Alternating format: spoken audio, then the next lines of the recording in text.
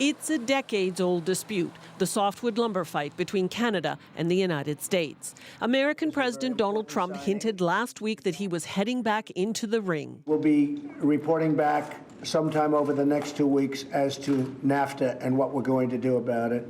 Included in there is lumber, timber, and energy. After nearly 40 years of sparring, the Americans have thrown a punch that's certain to sting, with new duties on what they consider to be subsidized Canadian softwood lumber.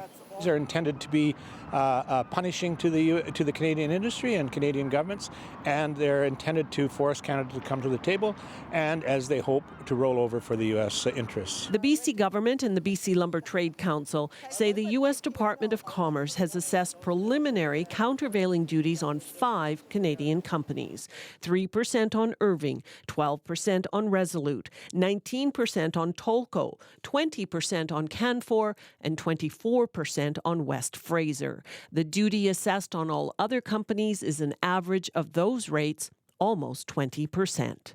In the 1990s, Doug MacArthur was one of Canada's softwood lumber negotiators. He says the U.S. duties are a sign of failure on the part of the BC and federal governments. Both the BC government and the federal government are completely lost on this issue. Even before this news came out, both the BC Liberals and NDP were talking lumber, responding directly to Trump's comments. I am not scared of the Trump administration, and I am not scared of the rich American union bosses who want to get their way. There are mutual interests in us having a cooperative working relationship on forests, on energy, on agriculture. The duties will be effective May 1st. This will probably inflate prices of lumber, and that's why some of the Canadian companies aren't all that aggressive about this. But it does mean loss of jobs, it means community impacts, it means damage to the BC economy. It's what all the bad things that protection brings. The other shoe is expected to fall in June, when the U.S. Department of Commerce will announce anti-dumping duties. Analysts peg those to range between 20 and 30%. BC lumber producers vow to vigorously fight the U.S. duties.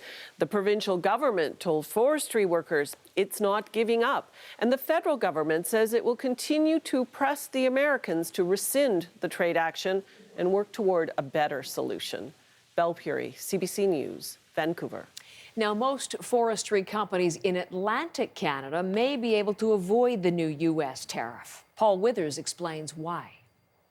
The maritime exemption is based on the Americans accepting that the region's lumber industry is not subsidized.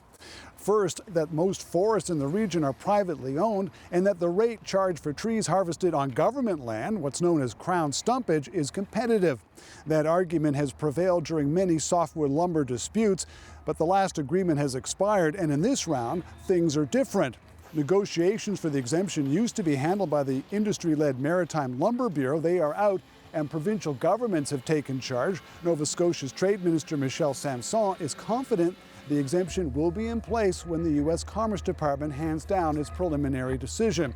In January, Nova Scotia, PEI, Newfoundland, and Labrador were not mentioned in the long list of alleged subsidies. New Brunswick and J.D. Irving are being targeted in this round. Last fall, the U.S. Commerce Department found a monopoly in New Brunswick with a single seller in the Crown and a single buyer in J.D. Irving. In looking at New Brunswick, the U.S. Commerce Department also said, in the investigation of this proceeding, we determined that the market in Nova Scotia was not distorted. No information has been presented in this review that warrants reconsideration of that finding. Well, none of this is any kind of guarantee. With 600 jobs in sawmills alone in this province and thousands more in the forest industry in general, these are anxious times.